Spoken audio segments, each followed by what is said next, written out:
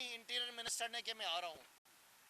अरे लोग मर रहे हैं सूबे सिंध के अंदर, पुलिस के नौजवानों को अगवा किया जा रहा है, वो शहीद हो रहे हैं। इधर नाअहल वज़ीर आला कहते हैं कि मुझे शेख रशीद साहब ने बताया नहीं। वज़ीर आला साहब आपको कुछ बताने की ज़रूरत नहीं है, हम आपको ये ज़रूर बता देते हैं कि वज़ीर आला साहब आपके सूबे के हालात बहुत ज़्यादा ख़राब हैं। आपके सूबे के अंदर लोगों की ज़िंदगियाँ बहुत ख़राब बसर कर रहे हैं। लोग यहाँ पर मर रहे हैं, लोगों के पास यहाँ पर खाने को कुछ नहीं है। थर के अंदर खाली इस साल के अंदर कोई 250 बच्चा जो है वो कैद के तहत जो मर गया है। पीने का पानी नहीं है वज़ीर आला लोगों के पास। बच्चों के हालात स्कूलों के अंदर जो है वो आपके सामने हैं। जब हालात ख़राब हुए थे तो सिंध पुलिस की रेंजर्स ने मदद की, अफवाज पाकिस्तान ने मदद की गई थी क्योंकि डिमांड की गई और ये नज़र आया। तो लिहाजा इसी तरीके से हम ये कह रहे हैं कि रेंजर्स को ज़रूर लेकर आया जाए, उनकी मदद की जाए। यहाँ तक कि मैं तो अफवाज पाकिस्तान से गुजारिश कर रहा हूँ कि इसके ऊपर नज़रसानी की जाए, मामला बहुत ज़्यादा ख़राब है। और उसके साथ साथ जो नैब से मैंने गुजारिश की है और मैंने चीफ जस्टिस ऑफ पाकिस्तान से गुजारिश की है कि चीफ जस्टिस साहब ये अरबों रुपए जो महकमे दाखिला के अंदर जो वफाकी हुकूमत की तरफ से दिए जाते हैं, ये पैसा कहाँ जाता है, इसका भी ऑडिट कराया जाए। और जो शहीद हो गए हमारे नौजवान, उसका हिसाब कौन देगा? जी जनाब।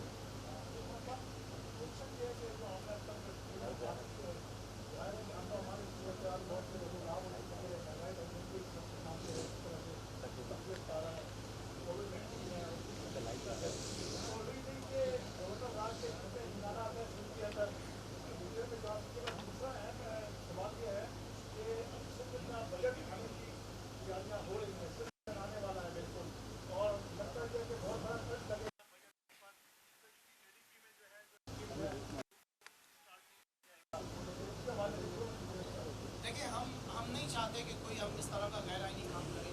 हम नहीं चाहते हैं कि मुल्क के अंदर कोई ऐसी सियासी सूरत हाल पैदा करें। लेकिन जो हुकूमत, इलेक्टेड हुकूमत यहाँ पर है, उसकी जो जिम्मेदारियाँ हैं वो तो हम उसको याद दिलाते रहें ना, कि जो पाकिस्तान पीपल्स पार्टी अगर सिंध में इक़्तिदार के अंदर आई है तो उसका मकसद क्या है? क्या उसकी ज़िम्मेदारी नहीं है कि आवाम की खिदमत करें? क्या इनकी ज़िम्मेदारी सिर्फ ये है कि माल बनाएं? क्या इनकी ज़िम्मेदारी ये है कि आवाम यहाँ पे सशक्ति रहे और ये बैठ तमाशा जो है देखते रहें? सो अगर हमारे पास कोई ऑप्शंस नहीं बचेंगे तो जाहिर है कि वज़ीर आज़म का सूबा सिंध भी है ना, जैसे कि पंजाब, बलूचिस्तान, केपी भी वज़ीर आज़म का है, तो सूबा सिंध भी वज़ीर आज़म का है। और वज़ीर आज़म जाहिर है कि ऐसे आइनी ऑप्शन ज़रूर ढूंढेंगे जिसके ज़रिए सिंध के लोगों को डिलीवर किया जाए।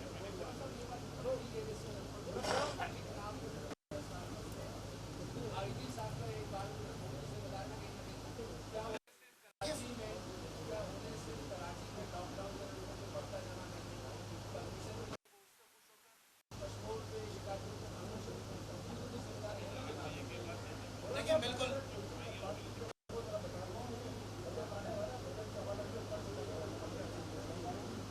देखिए बजट के बारे में बिलाल गफ्फार साहब डिटेल में आपको बता देंगे। आजी साहब तो नाकाम हुए ना, ये हमने देखा है। आज आजी साहब जो हैं वो नाअहल वज़ीर आला के साथ खड़े हुए थे शिकारपुर के अंदर। आजी साहब का फेलियर तो हुआ है और हम देख रहे हैं। ये याद रहे कि ये जो मौजूदा आईजी साहब हैं, ये सिंध हुकूमत की डिमांड के ऊपर लगाए गए थे। वज़ीर आला साहब ने ये कहा था कि ये आईजी हमें दरकार है ताकि हम सिंध के अंदर अमन व अमान को कायम कर सकें। वज़ीर आज़म साहब नहीं चाहते थे कि किसी किस्म के एक आर्ग्यूमेंट के अंदर जाएं और बाद में सिंध के लोग अगर मौजूदा हालात ख़राब देखते हुए हम देखेंगे तो ज़ाहिर उसकी तब्दीली की तरफ जाएंगे। तो ये हमने खुद वज़ीर आज़म साहब से गुजारिश की है कि इस बात को भी नज़रसानी करनी पड़ेगी कि सिंध के आईजी साहब जो हैं वो सूबे के अंदर अमन कायम करने के अंदर नाकाम हो गए। सो डेफिनेटली आईजी का जो तबादला है यकीनी है, उसके आगे कोई गुंजाइश नहीं है।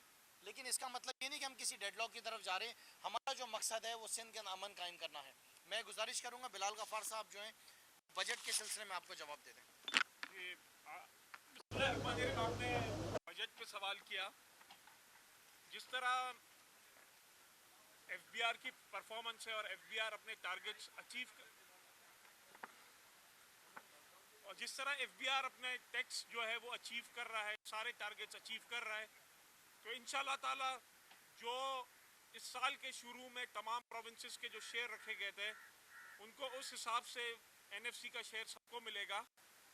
असल प्रॉब्लम यह है कि सूबाई हुकूमत अपना रेवेन्यू कलेक्ट करने में नाकाम है, चाहे वो एग्रीकल्चर डिपार्टमेंट हो, चाहे वो फाइनेंस डिपार्टमेंट हो, चाहे वो डायरेक्ट टैक्सेशन हो, इनडायरेक्ट टैक्सेशन हो, वो अपना टारगेट्स पूरे नहीं कर सका।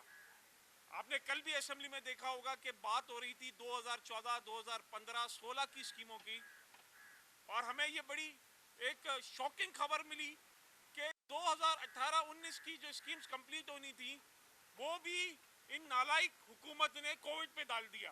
2018-19 में कौन सा कोविड था, उन्होंने कह दिया कोविड की वजह से हम फंड रिलीज नहीं कर सके। सिंध हुकूमत के पास कैपेसिटी ही नहीं है कि वो खर्च करे, रिसोर्सेज हैं, एलोकेशन हो जाते हैं, फंड रिलीज हो जाते हैं, लेकिन नहीं है। ये एक टिपिकल तरीका है करप्शन का कि आप प्रोजेक्ट्स को डिले करें, उनकी एग्जीक्यूशंस में डिले करें, ताकि प्रोजेक्ट्स की जो स्कीम्स की कॉस्ट बढ़ जाए और करप्शन हो जाए। अब जो 2015-16 की जो स्कीम थी वो अगर आज आप 2021 में कंप्लीट करने जाएंगे तो जाहिर है उसकी कॉस्ट बढ़ जाएगी। आप देखें कि जो 6 महीने की जो रिपोर्ट प्रेजेंट की गई थी उसमें जो ADPs हैं, जो डेवलपमेंट एक्सपेंडिचर है, वो सिर्फ 19% खर्चा किया गया, और जो नई स्कीम्स थी उसमें 0% खर्चा किया गया। हम ये सिंध हुकूमत से मुतालबा करते हैं कि जो पुरानी स्कीम है, जो 4-4, 5-5 साल से हैं, ज़ेर इल्तवा उनको कंप्लीट करें, और जो बजट मिल रहा है, इनको जो NFC के बजट मिल रहा है, वो सिर्फ अपने बाबुओं पे या सैलरी या पे खर्च ना करें, सिंध हुकूमत की डेवलपमेंट एक्सपेंडिचर्स में उसके अपने टारगेट्स पूरे करें। इंशाल्लाह ताला आने वाले दिनों में सिंध के लिए हम शैडो बजट, पाकिस्तान तहरीक इंसाफ अपना शैडो बजट भी प्रेजेंट करेंगे।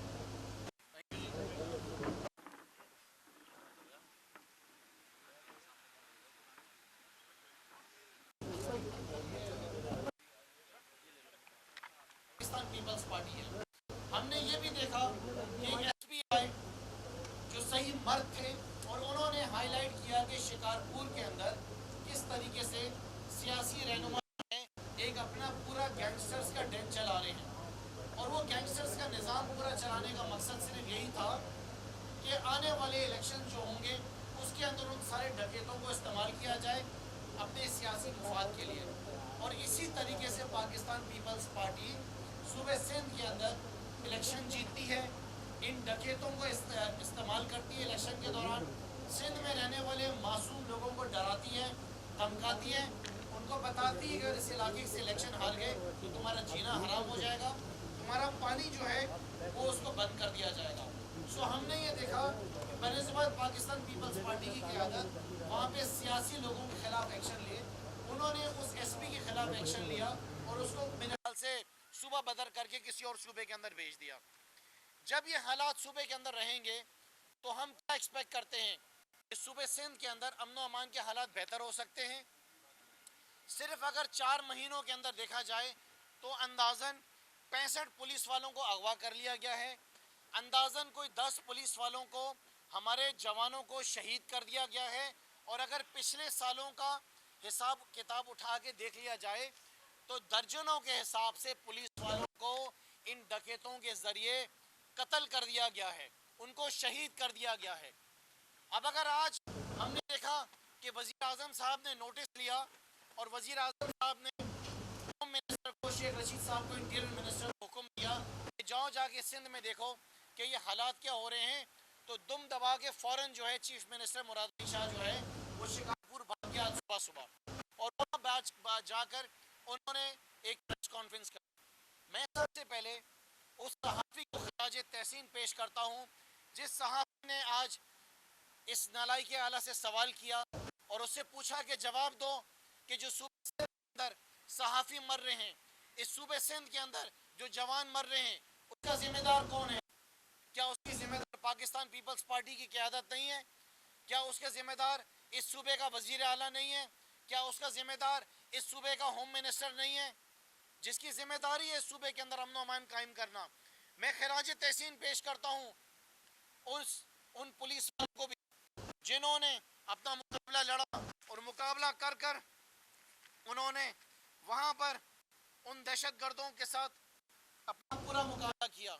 लेकिन मेरा सवाल यह है कि जो सहाफ़ियों को भी पिछले दिन कत्ल कर दिया गया है सिंध के अंदर, जिन्होंने इंसाफ की आवाज़ उठाई, वो सहाफ़ी जो पाकिस्तान पीपल्स पार्टी को सूबे सिंध में उनकी करप्शन को एक्सपोज करते रहे, उनका भी आज तक हिसाब किताब नहीं आया। जिसमें से एक सहाफ़ी का नाम अजय था और दूसरा सहाफ़ी जो था अजीज़ मेमन। तो अजय और अजीज़ मेमन के आज तक कातिलों का पता नहीं चल सका। तो आज चीफ मिनिस्टर शिकारपुर गए हैं और वहाँ पर उनको आज होश आया है, और होश आने के बाद वो वहाँ पर जाके सहाफ़ियों के ऊपर भी गर्म हो गए। उस सहाफ़ी ने जब सवाल किया तो सहाफ़ी से पूछा, मुझे नहीं पता सवाल के पीछे आपके क्या अज़ाइम है, और ये कहते हैं कि मुझे अंदाज़ा है आपके जज्बात का।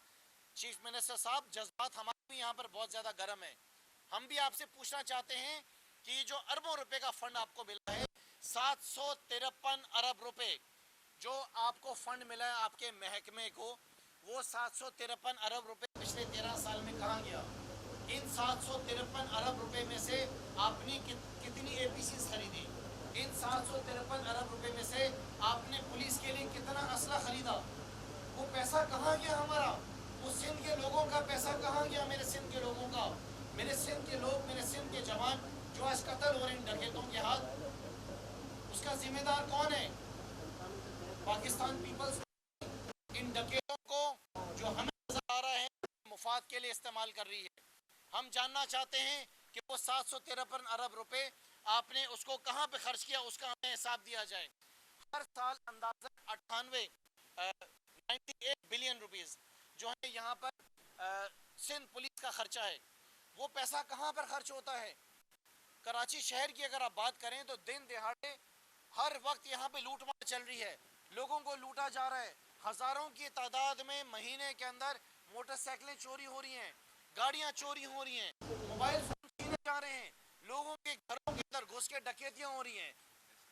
2 दिन पहले मेरी फैमिली के सामने जो है मेरे घर के बाहर जो एक फैमिली को लूटा गया है। आज से 2 दिन पहले एक जबरदस्त किस्म की एसएसयू बनाई गई है, स्पेशल सिक्योरिटी यूनिट बनाया गया है। वो हिफाजत करती है बिलावल हाउस की, वो हिफाजत करती है इनके मिनिस्टर्स की, वो हिफाजत करती है इनके जागीरदारों की, वो हिफाजत करती है बिलावल जरदारी की, बख्तावर जरदारी की, आसिफा की हिफाजत करती है, वो आसिफ अली जरदारी की हिफाजत करती है। वो एसएसयू आज सिंध के लोगों के पास अवेलेबल नहीं है। वो एसएसयू शिकारपुर क्यों नहीं जाती है? वो एसएसयू जैकाबाद क्यों नहीं जाती है? वो एसएसयू को कश्मीर के लोगों की हिफाजत करने के लिए क्यों नहीं भेजा जाता है? वो एसएसयू जिस पे अरबों रुपए खर्च किया जाता है सालाना, वो बिलावल जरदारी, आसिफ जरदारी की हिफाजत के लिए खर्च किया जाता है। क्यों ना कश्मीर, जैकबाबाद और शिकारपुर की पुलिस को बिलावल हाउस लगा दिया जाए और बिलावल हाउस की एसएसयू को इन तीनों जगहों पे भेज दिया जाए, फिर हम सवाल करेंगे।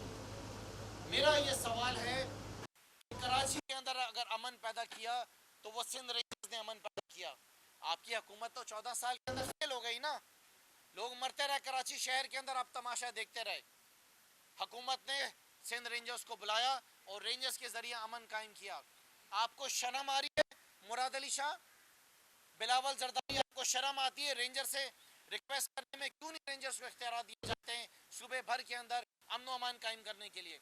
क्यों नहीं रेंजर्स को इख्तियार दिए जाते हैं कि वो शिकारपुर में जाए, वो जामशोरो जाए, वो कश्मीर जाए, वो जैकबाबाद जाए और वहाँ पे अमन कायम करे? उसकी वजह यह है कि आपके सियासी फ़ायदे इसके पीछे छुपे हुए हैं। आप चाहते हैं कि आपका सियासी असर रसूख वहाँ पर रहे। आप सिंध पुलिस को इस्तेमाल करते हैं अपने ज़ाती मुफाद के लिए। आप सिंध पुलिस को इस्तेमाल करते हैं अपने इलेक्शंस को जीतने के लिए। आप सिंध पुलिस को इस्तेमाल करते हैं अपनी ज़ाती सिक्योरिटी के लिए। आप सिंध पुलिस को सिंध के लोगों के मुफाद के लिए इस्तेमाल नहीं करते। आप सिंध पुलिस को इस्तेमाल करते हैं, आपका इरिगेशन डिपार्टमेंट इस्तेमाल करता है आपके जागीरदारों को, आपके ज़मींदारों को बड़े बड़े कैनाल बनाने के लिए और उनकी ज़मीनों को पानी देने के लिए। लेकिन मेरे सिंध का लोग जो है, मेरे सिंध के जो लोग हैं वो तरस रहे, उनको अगवा किया जा रहा है, उनको लूटा जा रहा है, उनकी ज़मीनों के ऊपर कब्जा किया जा रहा है। और यहाँ पर पाकिस्तान पीपल्स पार्टी की जो क़यादत है वो बैठकर तमाशा देख रही है। सो मैं हिसाब चाहता हूँ मुराद अली शाह, मेरे जवानों का, जिनका सूबे सिंध के अंदर, जैकबाबाद के अंदर, कश्मीर के अंदर और शिकारपुर के अंदर जिनको शहीद किया गया है, वहाँ पर जाकर आपने उनको नौकरियाँ तो दे दी, लेकिन क्या उनकी ज़िंदगियाँ वापस लेकर आ सकते हैं। जहां पर हमारे लोगों को अरेस्ट करने के लिए तो आप दर्जनों पुलिस वालों को भेज देते हैं, अलीम आदिल शेख हो, समीर मीर शेख हो, दर्जनों पुलिस वालों को आपने भेज दिया, जाओ उनको जाके पकड़ो। आपके मिनिस्टर असेंबली में बैठकर कहते हैं तहरीक इंसाफ के मेंबर्स को कि घरों में घुस के मारेंगे। अरे नालायक, तुम इन डकैतों के घरों में घुस कर जाओ ना, जो सिंध के लोगों को मार रहे हैं, जो सिंध के लोगों को अगवा कर रहे हैं, उनके घरों में घुस के दिखाओ ना, विग लगाकर। तुम यहाँ पर हमें धमका रहे हो।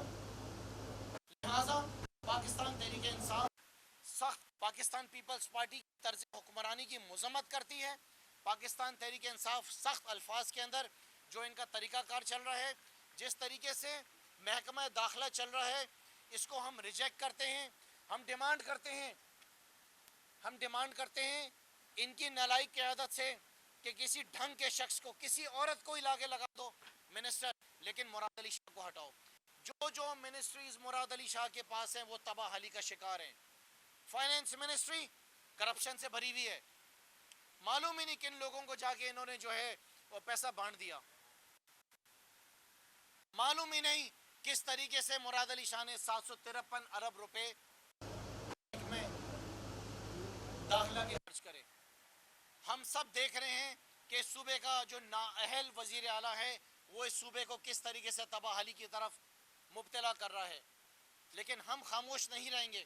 हम वजीर आजम साहब से गुजारिश करते हैं, हम बार बार गुजारिश करते हैं, हमने पहले भी कहा, वजीर आजम साहब सिंध के हालात में तो पहले ये हालात थे कि आवाम के पास पीने का पानी नहीं, स्कूलों में तालीम नहीं बच्चों के पास, और यहाँ पे बाकी जो सेहत के निज़ाम तबाहली का है। लेकिन उसके बाद अब तो लोगों को लूटा जा रहा है, लोगों को कत्ल किया जा रहा है, डकैतों के जरिए इलेक्शन जीते जा रहे हैं।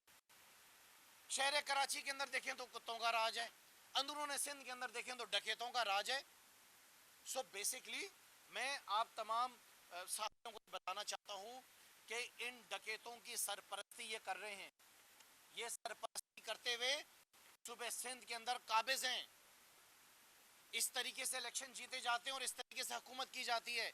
मेरे सिंध के मासूम लोगों को, मेरे सिंध के लोगों को इसी तरीके से डरा के धमका कर उनके ऊपर हुकूमत की जा रही है। कौन सी दुनिया में ऐसा इंसान है जो पीपल्स पार्टी को वोट देगा? मुझे बताएं आप।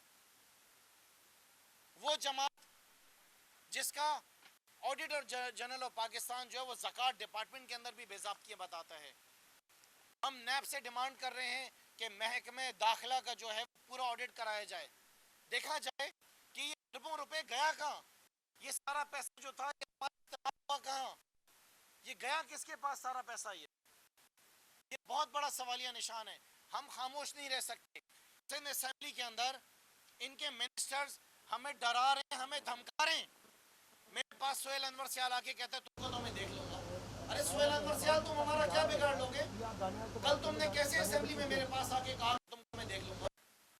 हमारे किसी भी एमपीए को कोई भी नुकसान पहुंचा उसकी जिम्मेदार पाकिस्तान पीपल्स पार्टी की क़यादत होगी। मुंह के ऊपर सामने आके असेंबली के अंदर, ऐवान के अंदर आके धमकियां दे रहे हैं। हम कोई बात करते हैं खड़े होके, सामने से चलकर आ जाते हैं। जो बात बिलाल गफ्फार ने कही उसकी तो फुटेज मौजूद है ना, कोई झूठ तो नहीं बोला। अगर आप दलाइल नहीं दे सकते, अगर आप अपनी बात का जवाब नहीं दे सकते, तो आप हमें मारने आ जाते हैं। हमने बड़े बड़े दहशत गर्दों का सामना करा है कराची के अंदर, बगैर असले के, बगैर हथियार के, बगैर दहशत गर्दी के, बगैर दहशत गर्दों के, बगैर किसी मिलिट्री विंग के, क्योंकि हमें सिर्फ अल्लाह की ज़ात के ऊपर भरोसा है कि अगर जिंदगी उसने दिया तो वो भी वो लेके जाएगा। लिहाजा हम चीफ जस्टिस ऑफ पाकिस्तान से इस बात का नोटिस लेने का कहते हैं कि सिंध असेंबली के मिनिस्टर पीपल्स पार्टी के हमें कह रहे हैं कि हम तुम्हें घरों के अंदर घुस के मारेंगे। मुझे कहा मैं तुम्हें छोड़ूंगा नहीं, मैं तुम्हें देख लूंगा। हमें आंखें दिखाते हैं, तुम्हारी आंखों से हमें डर नहीं लगता भाई। जिनकी चमचागिरियां कर कर आप इन ऐवानों के अंदर उनके पास जाओ, उनको डराओ धमको। हम इमरान खान का वोट लेकर आए, हम मेहनत कर आए, हम दिन रात मेहनत करते हैं। हमें हिसाब किताब चाहिए कि जो हमारी आवाम का पैसा, हमारे मुल्क का पैसा, हमारा वजीर आजम दिन रात मेहनत कर रहा है, पूरी दुनिया में पाकिस्तान को मकबूल कर रहा है। खिराज तहसीन पेश करते हैं अपने वजीर आजम को जिस तरीके से उनकी पॉलिसीज चली हैं। लिहाजा आज शेख रशीद साहब जो हैं वो कराची आ रहे हैं, इंटीरियर मिनिस्टर। हमारी पूरी क़यादत की उनके साथ मुलाकात होगी। हम वज़ीर आज़म साहब से भी गुजारिश करेंगे कि इस बात का इंतज़ार नहीं किया जा सकता कि पाकिस्तान पीपल्स पार्टी की हुकूमत, ये 2 नंबर हुकूमत जो है वो रेंजर से रिक्वेस्ट करेगी कि जाए रेंजर्स ऑपरेशन करे। हम वज़ीर आज़म साहब से गुजारिश